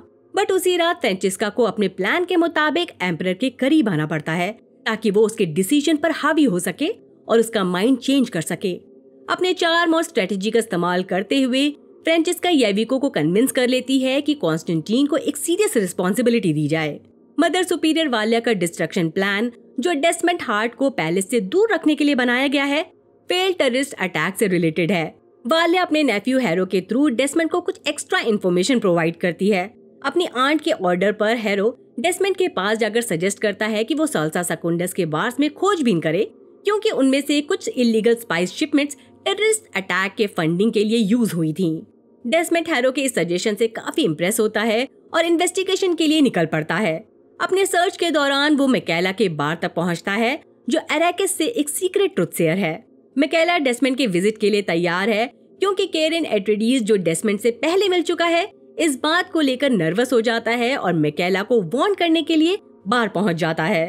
बट मिकेला पहले से ही डेस्मंड का सामना करने के लिए तैयार है और अपने पूरे बार को एक्सप्लोजिव से ट्रैप कर देती है, ताकि डेस्मंड और उसके सोल्जर्स को उड़ाया जा सके जब वो यहाँ पहुँचे। केरन बार में रुकता है और मिकेला की हेल्प करता है। जब डेस्मंड और उसकी टीम पहुंचती हैं, वो फेल्ड टेररिस्ट अटैक से कनेक्टेड किसी क्लू की तलाश में पूरे बार को सर्च करते हैं। इसी दौरान केरन कुछ सोल्जर्स को नीचे गिरा देता है और मिकेला को वहां से भागने में मदद करता है, लेकिन भागने से पहले उन्हें और सोल्जर्स का सामना करना पड़ता है। मिकेला अपने आप को डिफेंड करने के लिए अपना चाकू निकालती है, जो एक बहुत क्रूशियल मोमेंट बन जाता है। केरन फौरन चाकू को पहचान लेता है और रियलाइज करता है कि ये वही चाकू है जो सिर्फ सिस्टरहुड के मेंबर्स के पास होता है। केरन को समझ आता है कि उसकी दोस्त मिकेला असल में सिस्टरहुड की मेंबर है। वो एक ऐसी फैक्शन है जिससे केरन पूरी तरह नफरत करता है। केरन इसी बात पर मिकेला के साथ अपने सारे रिश्ते तोड़ देता है, ये कहकर कि वो उसकी दुश्मन है और हमेशा उसकी दुश्मन ही रहेगी। ये मोमेंट मिकेला के लिए काफी इमोशनल और हार्ट ब्रेकिंग होता है, क्योंकि वो अपने एक क्लोज फ्रेंड को खो देती है। और इससे भी बड़ी बात ये है कि मिकेला अपनी जिंदगी की सारी मेहनत, अपना बार और अपना पैसा सब कुछ गवा देती है, क्योंकि बार पूरी तरह डिस्ट्रॉय हो जाता है। उसका फ्रस्ट्रेशन और बढ़ता है इस बात से कि वो डेस्मंड हार्ट को मारने में कामयाब नहीं हो पाई। जैसे ही बार एक्सप्लोड होने वाला होता है, डेस्मंड अपने सर्वाइवल इंस्टिंक्ट के साथ एक मैजिकल फोर्स एक्टिवेट करता है, जो उसकी रिंग के जरिए काम करता है। ये फोर्स उसे ब्लास्ट से बचाने में मदद करती है और वो जिंदा निकल आता है। लेकिन यहाँ स्टोरी और ज्यादा ट्विस्ट होती है जब डेस्मंड को एक ट्रुथ सेयर की यूनिफॉर्म मिलती है, जो मिकेला की आइडेंटिटी को रिवील करता है। इस डिस्कवरी के बाद डेस्मंड को कंफर्म हो जाता है कि मिकेला सिस्टरहुड की एक मेंबर है और अब उसका सच उसके अगेंस्ट यूज किया जा सकता है। दूसरी तरफ रिवील होता है ये प्लान खुद मदर सुपीरियर वालिया ने मिकेला को सजेस्ट किया था। टेक्निकली ये उनका खुद का असैसिनेशन प्लान था, ताकि वो अपने सबसे बड़े पॉलिटिकल राइवल डेस्मंड हार्ट को खत्म कर सके। मिकेला को वालिया के मोटिव्स के बारे में असली चीजें समझ आती हैं। उसे लगता है कि सिस्टरहुड अपने गोल्स के लिए लोगों का यूज करते हैं बिना उनकी सेफ्टी का ख्याल रखे, और इस वजह से मिकेला वालिया से अलग होने का डिसीजन लेती है। ये बिट्रियल का एक और लेयर ऐड करता है मिकेला की कहानी में, जो ऑलरेडी अपने बार और दोस्त केरन को खो चुकी है। पैलेस में कॉन्स्टेंटीन अपनी लॉयल्टी प्रूव करने के लिए एक बड़ी डिस्कवरी करता है। वो केरन एट्रेडीज के पर्सनल बिलोंगिंग को इन्वेस्टिगेट करता है और उसे उसमें चोरी हुआ पैलेस का डिजाइन मिलता है। ये डिजाइन क्लियरली टेररिस्ट अटैक के प्लान से कनेक्टेड है, जो डायरेक्टली केरन को एक ट्रेटर के रूप में एक्सपोज करता है। कॉन्स्टेंटीन अपने डैड याविको को ये प्रूफ देता है और पक्का करता है कि केरन को अरेस्ट किया जाए और पैलेस की इंटीग्रिटी को बचाया जाए। ये कॉन्स्टेंटीन की लॉयल्टी और एफिशिएंसी को याविको की नजर में और ज्यादा ऊपर ले आता है। इस इंसिडेंट के बाद एम्परर और भी कन्विंस्ड होता है कि कॉन्स्टेंटीन फ्लीट लीडर की रिस्पॉन्सिबिलिटी के लायक है और इसलिए वो उसे इस पोस्ट पर प्रमोट कर देता है। यहाँ कॉन्स्टेंटीन अपने एक्शंस के जरिए अपने डैड की रिस्पेक्ट और सिस्टरहुड के सपोर्ट दोनों को जीत रहा है। कॉन्स्टेंटीन अपनी माँ के साथ पहले हुए कॉन्वर्सेशन की वजह से मोटिवेटेड है, खुशी खुशी इस ओहदे को एक्सेप्ट कर लेता है। फ्रेंचेस्का का प्लान यहाँ काफी कामयाब लगता है। ये नया डेवलपमेंट नतालिया को बिल्कुल पसंद नहीं आता, क्योंकि वो शुरू से ही कॉन्स्टेंटीन को पैलेस में होने के खिलाफ थी। बाकी कहानियों की ही तरह नतालिया भी अपने हस्बैंड के नाजायज बच्चे को फैमिली का हिस्सा नहीं बनाना चाहती और ना ही उसे राजगद्दी का हकदार समझती है। नतालिया के इन्फ्लुएंस की वजह से ही याविको ने अब तक कॉन्स्टेंटीन को किसी भी सीरियस ड्यूटी या रिस्पॉन्सिबिलिटी से दूर रखा था, लेकिन फ्रेंचेस्का के वापस आने के बाद ये पूरा बैलेंस बिगड़ गया। जैसे ही याविको कॉन्स्टेंटीन के नए रोल का अनाउंसमेंट करता है, नतालिया गुस्से से भर जाती है और डिसाइड करती है कि वो अपनी बेटी यीनिस के थ्रोन के क्लेम को प्रोटेक्ट करेगी, चाहे इसके लिए उसे कुछ भी करना पड़े। पहले से ही नतालिया डेस्मंड हार्ट के एक्स्ट्रा ऑर्डिनरी पावर से इम्प्रेस थी और अब वो उसके पास जाकर अपनी सारी हदें पार कर देती है, अपने हस्बैंड के अगेंस्ट एक अलग अलायंस बनाते हुए।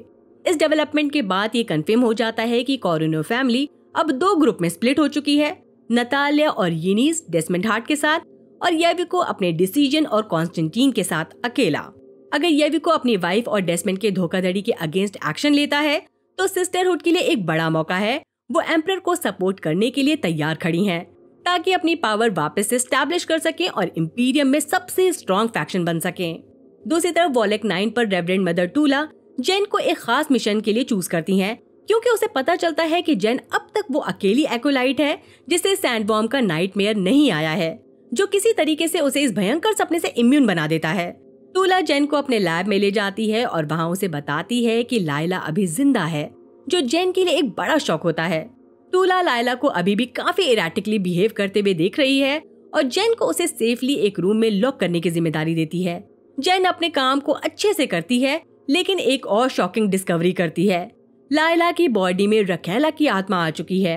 रकेला, जो अपने वक्त ही एक महान और पावरफुल ट्रुथ सेयर थी, अब लायला के थ्रू कंट्रोल कर रही है और इस आत्मा के थ्रू सिचुएशन को समझना और हैंडल करना थोड़ा आसान हो जाता है।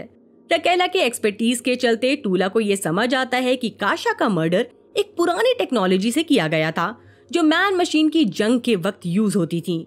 ये पुरानी टेक्नोलॉजी जो कई सेंचुरीज पहले बनाई गई थी, एक नए राज का दरवाजा खोलती हैं। रकेला का पोसेशन लायला की बॉडी में एक और कॉम्प्लेक्स ऐड करता है। इस वक्त जेन को अपनी लॉयल्टी और समझदारी का इम्तिहान देना पड़ता है, जबकि उसे अपने मिशन के जरिए अपने दोस्तों और गुरु के लिए क्या सही है ये समझना होगा। एपिसोड के आखिर में वाले एक बॉक्स भेजती है जिसमें डेस्मंड हार्ट के डीएनए सैंपल होते हैं और वो टूला से कहती है कि वो इन सैंपल्स को सिस्टरहुड के जेनेटिक आर्काइव से क्रॉस चेक करे और पता लगाए कि असली विलन कौन है। टूला कुछ जरूरी टेस्ट करने के बाद ये डिस्कवर करती है कि डेस्मंड हार्ट का जेनेटिक कॉम्बिनेशन बहुत यूनिक है, जो शायद उसकी ह्यूज पावर्स का राज है। टूला के टेस्ट से ये समझ आता है कि डेस्मंड के ब्लड में हार्कनन और एट्रेडीज दोनों का खून है, जो इंपीरियम के 2 सबसे पावरफुल और राइवल फैमिली का खून है। टूला के पास में हमने देखा था वो ऑरी एट्रेडीज के साथ प्यार का नाटक करती है और उसके साथ हम बिस्तर होती है। उन दोनों के बीच एक डार्क मैनिपुलेटिव मूवमेंट था जिसमें टूला उसका मर्डर कर देती है। अगर टूला के पुराने रिश्ते और उसकी खुद की स्टोरी को देखा जाए तो ये पॉसिबल लगता है कि डेस्मंड हार्ट एक्चुअली टूला का बेटा हो। डेस्मंड खुद भी अपनी असली इंटेंशन रिवील करता है और कहता है कि उसकी माँ ने उसे छोड़ दिया था जब वो सिस्टरहुड का हिस्सा बन गई थी। ये बात प्रैक्टिकली कंफर्म करती है कि टूला ही डेस्मंड की माँ हो सकती है, जो अपने बच्चे को छोड़कर सिस्टरहुड से जुड़ गई थी। आगे बढ़ते हैं। टूला पास्ट के एक इम्पोर्टेंट मूवमेंट को याद करती है जब उसने सिस्टरहुड ज्वाइन की थी और उस वक्त की लीडर मदर सुपीरियर रकेला की डेथ हुई थी। रकेला की बायोलॉजिकल ग्रैंडडॉटर डोरेटिया सिस्टरहुड की लीडर बन चुकी थी और ऑर्गेनाइजेशन को इम्प्रूव करना चाहती थी। वाल्या और टूला जैसे लोग रकेला के काम को विजनरी मानते थे, स्पेशली जेनेटिव आर्काइव के प्रोजेक्ट्स और गैलेक्सी को जेनेटिक इंफॉर्मेशन की मदद से शेप करने का डिसीजन। लेकिन डोरेटिया का मानना था ये प्रोजेक्ट सिस्टरहुड की रेपुटेशन को डैमेज करेगा। इसी वजह से वाल्या और डोरेटिया के बीच एक बड़ा आर्ग्यूमेंट होता है। इस टेंशन के बीच वाल्या अपनी वॉइस का इस्तेमाल करके डोरेटिया को अपनी जान लेने पर मजबूर कर देती है, जो हम सीरीज के पहले एपिसोड में देख चुके हैं। लेकिन अब ये रिवील होता है कि उस वक्त टूला, फ्रेंचिस्का और काशा भी इस इंसिडेंट के विटनेस थे। ये सब वाल्या का सपोर्ट करने का डिसीजन लेती हैं और उसके मिशन में साथ देती हैं। जब डोरेटिया की डेथ का इंसिडेंट हुआ, वाल्या, टूला, फ्रेंचिस्का और काशा ने सबको ये बताने का प्लान बनाया कि डोरेटिया ने अपनी ग्रैंड मदर रकेला की डेथ के गम में अपनी जान ले ली। लेकिन उन्हें पता था कि डोरेटिया के क्लोज एकोलाइट्स और सीनियर सिस्टर्स इस बात को एक्सेप्ट नहीं करेंगे। जैसे सोचा था वैसा ही हुआ। कई सिस्टर्स और एकोलाइट ने डोरेटिया के सुसाइड स्टोरी पर यकीन करने से मना कर दिया। इस वजह से वाल्या और उसके साथियों ने अपने वॉइस का यूज करके उन सबको मार दिया जो उनके अगेंस्ट गए। इस सब के बीच टूला एक अलग ही प्रॉब्लम फेस कर रही थी, जो उसने जल्द ही वाल्या के साथ शेयर की। वो ऑरी एट्रेडिस के चाइल्ड के साथ प्रेग्नेंट थी। जब वाल्या को कंफर्म हो गया कि ऑरी ने टूला के साथ जबरदस्ती नहीं की थी, तब उसने टूला की मदद करने का डिसीजन लिया। वाल्या ने प्रॉमिस किया कि वो अपनी बहन को डिलीवरी करने और बच्चे को पालने में मदद करेगी, चाहे कुछ भी हो। हालांकि सिस्टरहुड के रूल्स के हिसाब से बच्चा पैदा करना अलाउड नहीं था। वाल्या ने डिसाइड किया कि जब वो मदर सुपीरियर बनेगी तब वो रूल्स चेंज कर देगी। लेकिन टूला अपनी बड़ी बहन वाल्या पर पूरा भरोसा नहीं कर पाई, क्योंकि उसने कई बार देखा था कि वाल्या अपने लव्ड वंस के साथ भी बेरहम हो जाती थी। इसके अलावा वाल्या ने एन्यूरल एआई की मदद से ये भी पता कर लिया था कि टूला और ऑरी के बेटे में बहुत ज्यादा पोटेंशियल है और वो शायद एक दिन पूरी गैलेक्सी पर रूल करेगा। इस सोच ने टूला को डरा दिया, क्योंकि उसे लगा कि वाल्या उसके बेटे की लाइफ को भी अपने कंट्रोल में लेने की कोशिश करेगी। जब टूला ने एक हेल्दी बेबी बॉय को जन्म दिया, उसने वाल्या और दुनिया से झूठ बोला कि बच्चा बर्थ के टाइम ही मर गया था। फ्रेंचिस्का की मदद से उसने अपने असली बेटे को एक डेड बॉय से रिप्लेस कर दिया और बेबी को सिस्टरहुड से दूर एक अलग प्लैनेट पर भेज दिया, जहां उसका पालन पोषण हुआ। ये बच्चा बड़ा होकर डेस्मंड हार्ट बना, जिसे बचपन से ही ये स्टोरी सुनाई गई कि उसकी माँ ने उसे छोड़ दिया ताकि वो सिस्टरहुड की सेवा कर सके। यही बात डेस्मंड के दिल में सिस्टरहुड के लिए एक्सट्रीम जहर भर देती है। उसे लगता है कि उसकी माँ ने उसे छोड़कर गलत किया और इसी रीजन से वो पूरे सिस्टरहुड को खत्म करने की कोशिश करता है, जैसे अपनी माँ को सजा देना चाहता हो। जब टूला एन्यूरल एआई से डेस्मंड हार्ट को रोकने का सोल्यूशन मांगती है, तो मैकेनिकल असिस्टेंट सीधा जवाब देता है कि डेस्मंड को मारना ही पड़ेगा। लेकिन टूला इस बात को एक्सेप्ट नहीं करती और डिसाइड करती है कि वो डेस्मंड से खुद बात करेगी। जैसे ही टूला वॉलेक 9 से निकलती है, दोनों हार्कनन सिस्टर्स, मदर सुपीरियर वाल्या और टूला प्लेनेट से दूर चली जाती हैं। इसका फायदा उठाकर एक नई लीडर बनने की कोशिश शुरू होती है, जो खुद टूला के प्यार का नतीजा है। टूला का लाइला नाम की एक यंग एकोलाइट से इतना स्ट्रॉन्ग कनेक्शन था कि वो उसे छोड़ नहीं पाई, जबकि लाइला एगोनी के बाद ब्रेन डेड स्टेट में थी। टूला को लगा कि लाइला का रकेला से डायरेक्ट बायोलॉजिकल लिंक उसके काम आ सकता है। इसी वजह से टूला ने एक यूनिक प्लान बनाया। उसने अलाउ किया कि लाइला की बॉडी को उनकी 4 मदर स्पिरिट एक्सेस करे, जो उसे जिंदा रखे। ये प्लान काम कर गया जब रकेला की स्पिरिट लाइला की बॉडी को कंट्रोल करने लगी और उसने टूला को ये समझने में मदद की कि डेस्मंड हार्ट लोगों को कैसे मार रहा है। अब जब टूला और वाल्या दोनों वॉलेक 9 से दूर हैं, लाइला की बॉडी में रकेला की स्पिरिट एक नई लीडरशिप का दावा कर रही है। अब एक अलग 4 मदर लाइला की बॉडी का कंट्रोल ले लेती है और ये मदर डोरेटिया होती है, जो अपना बदला लेने वापस आती है। जेन को धोखा देकर अपनी बाइंडिंग खोलने के लिए मजबूर करती है। लाइला या डोरेटिया हॉल में जाती हैं और अपने ट्रस्टेड सिस्टरहुड को ढूंढती हैं, बिना ये समझे कि उसकी मौत को कई साल गुजर चुके हैं। डोरेटिया आर्काइव को चेक करने की कोशिश करती है, ये समझने के लिए कि इस दौरान क्या हुआ। लेकिन उसे पता चलता है कि वाल्या मदर सुपीरियर बन चुकी है और उसने डोरेटिया के फेथफुल सिस्टर्स का रिकॉर्ड भी मिटा दिया है।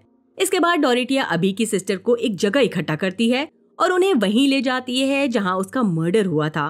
वहां वो उन सिस्टर्स के बोन्स को ढूंढ निकालती है, जिनकी मौत के बारे में वाल्या ने पूरे सिस्टरहुड से झूठ बोला था। इस डिस्कवरी से ये बात साबित हो जाती है कि वाल्या और उसके ग्रुप ने सिस्टरहुड के कुछ इनोसेंट मेंबर्स को मार डाला था, जबकि ये एक ऐसी जगह थी जहां सब सेफ और एकजुट होने चाहिए थे।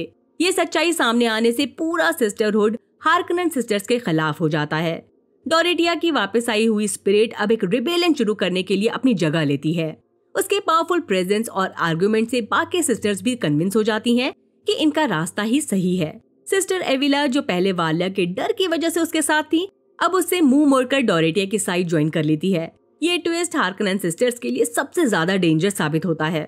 डोरिटिया का कंट्रोल अब एक और शॉकिंग स्टेप लेता है जब डोरिटिया जेनेटिक आर्काइव को ढूंढ निकालती है और उसे बर्बाद कर देती है।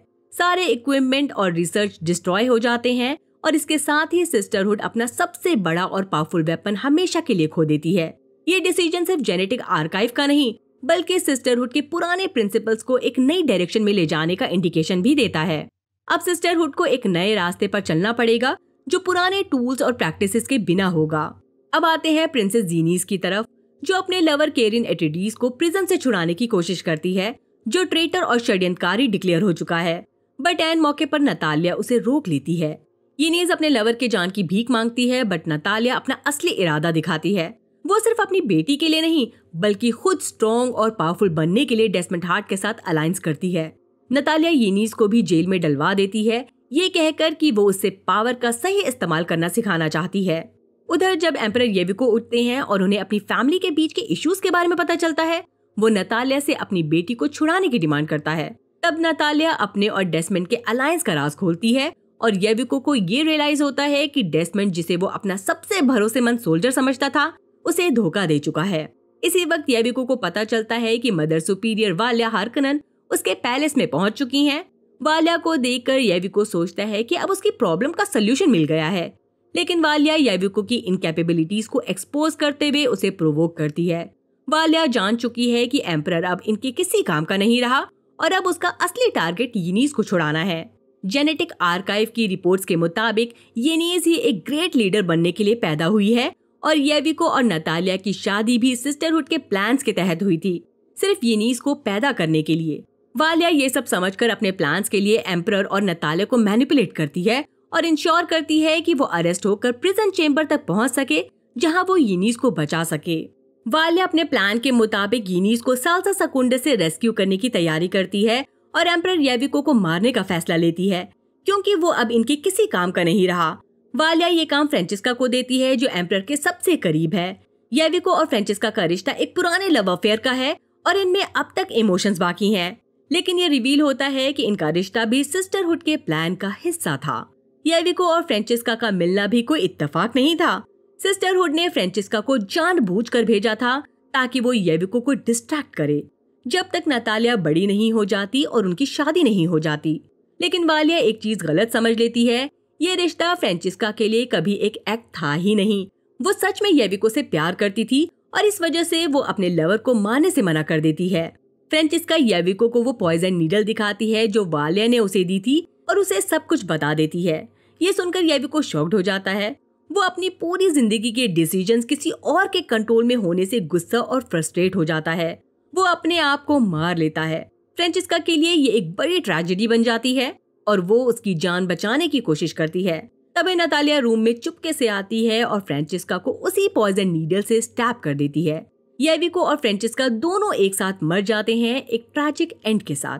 नतालिया फिर बाकी सबको रिपोर्ट करती है कि फ्रेंचिस्का ने एम्परर को मार दिया और फिर उसने फ्रेंचिस्का को खत्म कर दिया। इस स्टेटमेंट से न सिर्फ रॉयल कोर्ट में क्योस बढ़ता है बल्कि सिस्टरहुड पर भी काफी प्रेशर आ जाता है, क्योंकि अब उनके खिलाफ और ज्यादा डाउट होने लगता है।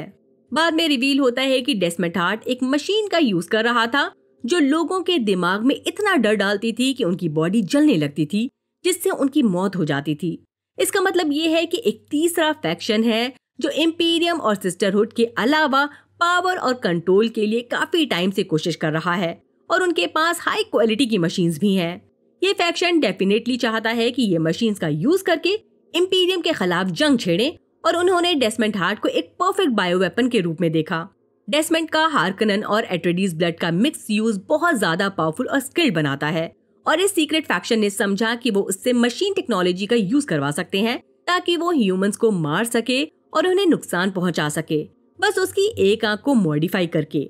जब वाल्या को ये पता चलता है कि डेस्मंड अपनी आंखों के जरिए लोगों को मार रहा है, तो वो सोचती है कि उसकी आंख निकाल कर उसे मार डाले, लेकिन उसे रोकने वाली कोई और नहीं बल्कि उसकी अपनी बहन टूला होती है। टूला कुछ वक्त पहले ही वहाँ पहुँच गई थी जब वाल्या अपने डर की वजह से खुद को लगभग खोया हुआ महसूस कर रही थी, क्योंकि डेस्मंड अपनी पावर्स का इस्तेमाल कर रहा था। टूला ही वो पहली शख्स है जो वाल्या को बचाती है और उसे ये सिखाती है कि कैसे वो उस मैकेनिकल पावर का सामना कर सकती है जो डेस्मंड उसके अगेंस्ट यूज कर रहा था। टूला अब वाल्या को डेस्मंड की असली पहचान बताती है, जो वाल्या के लिए एक बड़ा शॉक है। वाल्या को ये जानकर बहुत तकलीफ होती है कि उसकी अपनी बहन उसे एक बुरा और खतरनाक शख्स समझती है, इसलिए उसने अपने बेटे को उससे और सिस्टरहुड से दूर रखा।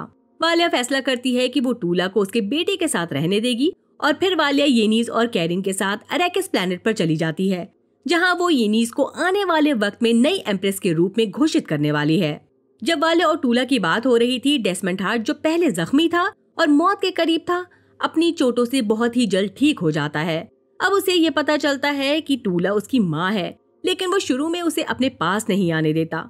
टूला फिर भी उसकी माँ होने के नाते उसे गले लगाती है, बट डेस्मंड अपनी जिंदगी के मकसद और एम्बिशियस को नहीं भूलता, इसलिए वो फौरन इंपीरियल सोल्जर्स को ऑर्डर देता है कि टूला हार्कनन को बंदी बना लिया जाए, जिसका मतलब ये है कि वाल्या के पास अपने किसी भी सपोर्टर का साथ नहीं बचा। फ्रांसिस्का और काशा की मौत के बाद और टूला के जेल में होने से वाल्या अब अकेली हो गई है और सिस्टरहुड पर उसका कोई कंट्रोल नहीं रहा। जब डून प्रोफेसी का सीजन 2 आएगा तो वाल्या को अपनी पोजीशन को मजबूत करना काफी मुश्किल होगा, जबकि डेस्मंड हार्ट और नतालिया मिलकर अपने दुश्मनों को मिटाने के लिए अपने प्लान को आगे बढ़ाते रहेंगे। ये कंफर्म हो गया है कि सीजन 2 आएगा, देखेंगे क्या होगा। इसी के साथ ये सीजन यही खत्म करते हैं। मेरा वीडियो आपको कैसा लगा कमेंट सेक्शन में जरूर बताएं। अगर पसंद आया हो तो लाइक करें, चैनल को सब्सक्राइब करना ना भूलें और साथ ही बेल आइकन भी दबा दें, वरना आपको नोटिफिकेशन नहीं मिलेगी। और हाँ, अगर आप फिल्मी स्टोरी बॉक्स को सपोर्ट करना चाहते हैं तो एड्स बिना स्किप किए देखें। बाय, अपना ख्याल रखिए।